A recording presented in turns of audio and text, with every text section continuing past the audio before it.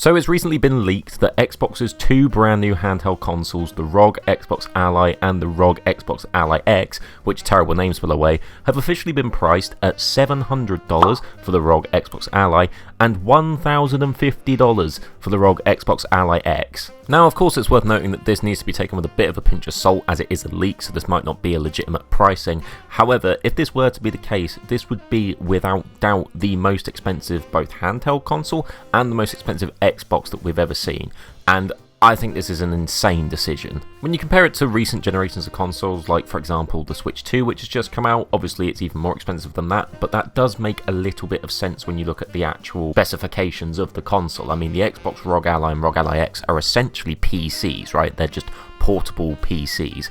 However, when you compare it to something that is a portable PC, like a Steam Deck, the entry level for that, and I know it's only 64GB, but it's $399. You're paying nearly double that to get your hands on the lowest version of the Xbox ROG Ally. Again, I get the fact that it's Xbox and it obviously holds a little bit more credibility than Steam, or maybe it doesn't anymore to be honest, but as an actual in the gaming market, obviously Xbox is way more recognisable to casual gamers, which is what Xbox are reportedly trying to hit the market of. But having this big of a variance in pricing is astounding to me. I don't personally understand how a $700 console is being aimed at casual gamers, for ones who reportedly want to dip their toe into portable gaming without breaking the bank. $700 is a lot of money for a handheld console. I don't care how good the specifications are, you're not exactly dipping your toe into gaming by getting one of these things. You want to dip your toe into it, get like a DS or something. Like, this is very different. Now as I've said, obviously given the price of the Switch 2 earlier this year being astronomically high and the games being insanely priced on it, this step up in the market isn't something that we should really be shocked by at all. However, I think where this differs is the fact that this is substantially higher than the Switch 2, and that got a lot of backlash for what that was being priced at for what you actually got.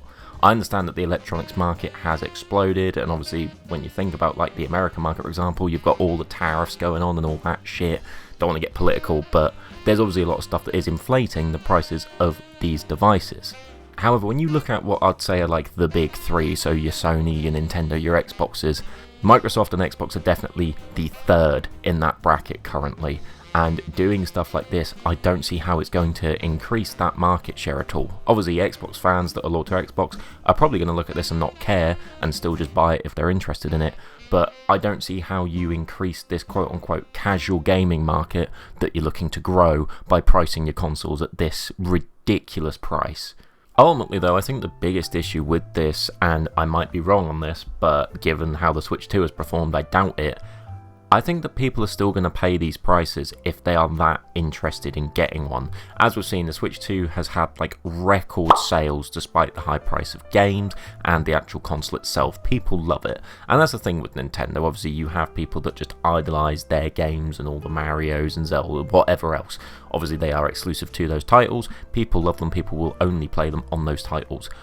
I don't feel like Xbox has the draw, the pull anymore with its games and exclusive IPs to do that. Like, obviously I'm a massive Halo fanboy, but given the state of that, and that's probably the biggest thing that they own, and you can obviously play it on the actual consoles and on PC already, I don't really see what this device is bringing to the table other than the ability to obviously play Steam games on it, which if you're that interested in doing, you can obviously do that on a PC or on a Steam Deck. I think that's where I'm really confused with this, and maybe this is me understanding the product wrong slightly, but it feels like the whole point of this was to mash together an Xbox and a PC into a handheld console.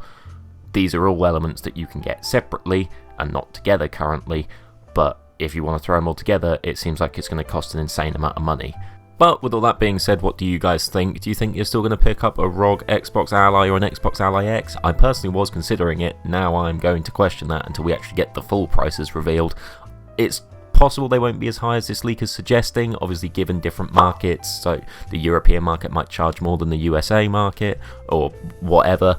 But either way, it looks like it's going to be high as expected.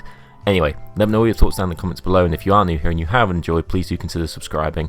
Thanks so much for watching. I'll see you in another video sometime soon.